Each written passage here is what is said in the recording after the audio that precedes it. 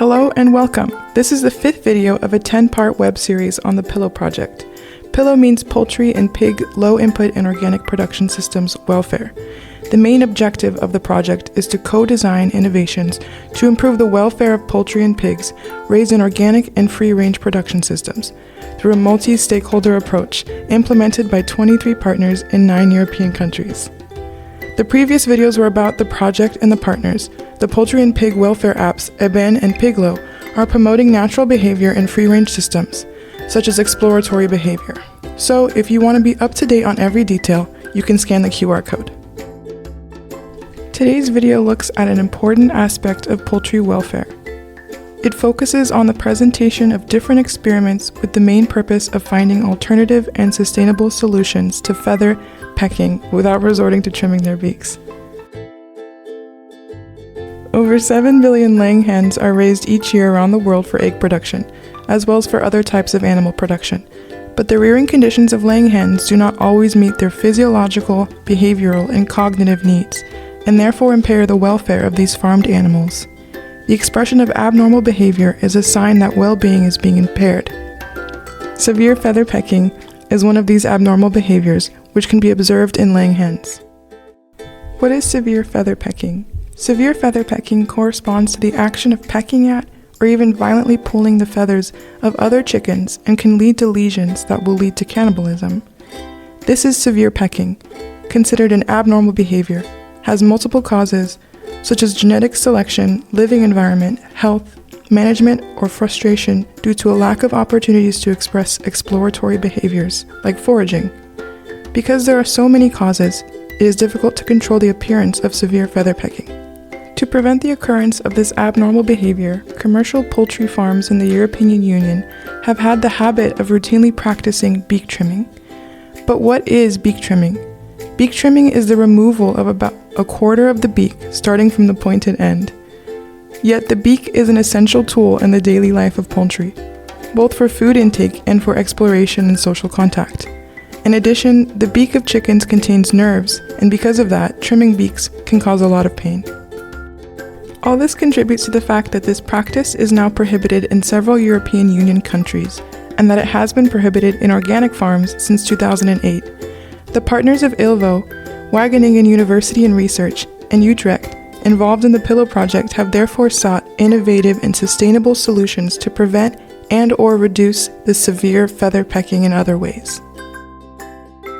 The first factor studied is light during the incubation.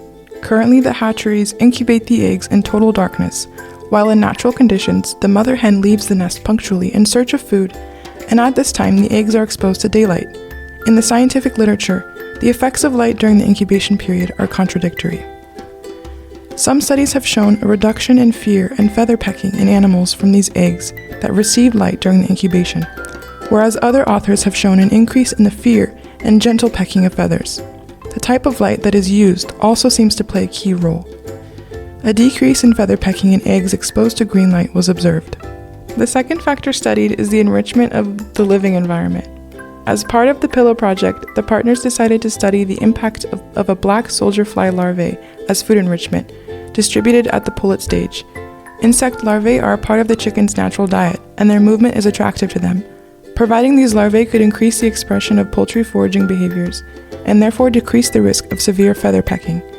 So, live black soldier fly larvae as food enrichment seems to be a promising idea that is sustainable and innovative in terms of benefits for the welfare of hens without compromising good zootechnical performance. The hypothesis tested by the partners of the PPILOW project was that pullets exposed to green light during incubation and having black soldier fly larvae in their rearing environment would be less fearful, would show less feather pecking, have better plumage, and show more foraging, explorative, scratching, and pecking at the ground than pullets from eggs incubated in the dark and raised without black soldier fly larvae enrichment. 4 treatments were tested: dark, no larvae; dark black soldier fly larvae; light, no larvae; light black soldier fly larvae. The light eggs were exposed to 12 hours of green LED light and 12 hours of darkness per day, whereas the dark eggs were not exposed to any light during the 21 days of incubation. After hatching, only females were kept and identified for the rest of the experiment. The chicks were not beak trimmed. From the age of 1 day to 19 weeks, these females were housed in pen floors covered with foraging substrate. From the age of 7 days, the pullets in half of the pens received live black soldier fly larvae. 2 transparent dispensers filled with fresh larvae were placed in each pen, 6 days a week by the caretakers during daily checks, from 1 to 19 weeks of age. On test days or observations, larvae were always provided 1 hour before the start of testing. In order to observe the impact of green light and the presence of black soldier fly larvae given as food enrichment, several tests and observations of the behavior of hens were carried out. The first test corresponds to the insertion of a novel object in the middle of the ground of the pen. It measures a component of fear, that is that of novelty. Observations of the behavior of the pullets facing the object are made at the ages of 6 days and 10 weeks for 4 minutes. The second is a human approach test, evaluated at the age of 10 weeks, for which the observer remains motionless at the entrance of the pen for 5 minutes to study the reactions of the pullets and evaluate the human-animal relationship. The pullets received 3 consecutive vaccinations at the age of 13 weeks. To assess if treatments affected recovery time after an acute stressor or not, pullet behavior was assessed at the pen level for 60 minutes after these vaccinations, using scanning sampling at 10-minute intervals. A set of behavioral variables was observed, such as attention, feeding, as well as their different physical reflexes, including the flapping of their wings. Feather pecking was then evaluated at the age of 5 weeks. The pecks were counted continuously at 3 different times of the day for 25 minutes each. Observers differentiated gentle and severe feather pecking, according to the table defined by Newberry et al. The gentle pecking corresponds to the natural behavior of the pullets, creating a social contact and not generating a response of the other chicken, unlike the severe pecking, which corresponds to an abnormal behavior. The observers then evaluated the plumage condition related to feather pecking on 11 regions of the body of the pullets at the age of 15 weeks. The purpose was to detect broken or missing feathers and injuries on a scale of 0 to 5, 0 being intact feathers and 5 being completely bare. For each pullet, a cumulative score of all body regions was defined. The last observations allowed to evaluate the foraging behavior at different ages on 6 pullets per pen for 5 minutes. The duration and number of foraging setbacks were noted, knowing that the quest was considered complete when the pullet raised its head for 2 seconds or when another behavior began.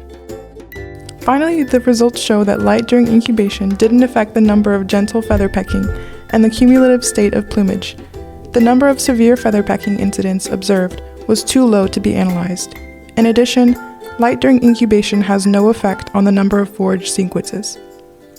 Regarding food enrichment by larvae, the results show that larval feeding didn't affect the number of gentle feather pecking incidents and the cumulative state of plumage. However, the test showed that the hens that received larvae performed more foraging sequences than the pullets that received nothing. In addition, neither lighted incubation nor provided larvae affected fearfulness, plumage conditions, or recovery time after vaccination. Several hypotheses can justify the lack of positive results. Firstly, it is possible that the effects of interventions on hens in this study may manifest at a later stage. It is also recommended to repeat the experiment with a longer photo period during incubation. Finally, one of the potential reasons why significant effects of larval enrichment weren't found could be that not all the hens ate the larvae. If you want to know more about the experiments shown in this video, scan these QR codes to access the article describing them.